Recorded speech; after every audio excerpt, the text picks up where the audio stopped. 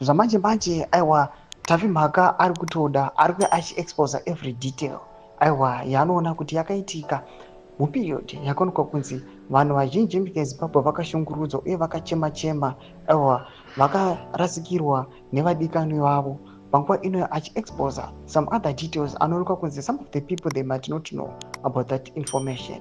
Sanapinda mashoko anobuda nyogwa panapa paendo yatavi mhaka pamusoro aiwa pemamwe marecords anoonekwa emamwe mavictims the operation hakudzoki yekuchiadzwa ndoti subscribe or like on the bell icon. Timina paendo yakamudanyira chiti brought in dead BID records at Mutare Provincial Hospital confirmed that as of the 5th of November 2008 over 150 bodies had been received at the hospital mortuary from Chiadzwa. These were labeled BID Marange, meaning brought in dead from Marange. Hospital staff confirmed that majority of the bodies had gunshot wounds.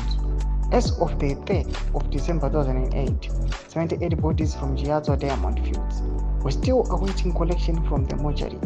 Sources at the provincial hospital said they stopped receiving bodies from Chiadzwa on the 5th of November because their mortuary could not accommodate the daily influx of bodies from the troubled Chiadzwa Diamond Fields.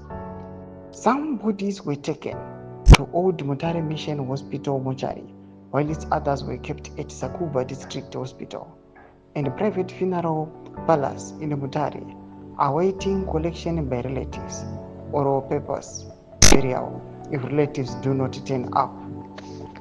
Operation Hakudzoki, what happened in Chiadzwa? Ndio mashoko ari kuuya panapa achitaurwa aiwa nemukomana tafi mhaka achiuya achitsanangura zviitiko aiwa zvaitika place kwaChiadzwa kuonekwa kunzi aiwa ndo kwakanga kuchipisa panguva iyoyo munongodziziva nhau aiwa dzemadiamonds aiwa nezvicherwa zvakanga zvabuda ikokoko. Imbotidza mafungiro enyu ndiri kudii pamusoro pechitiko ichi, mumbotudzawo nemafungiro enyu nemasuggestions pamusoro penhau iyi aiwa pinango mesection medu musasubscribe or like, sit on the bell icon.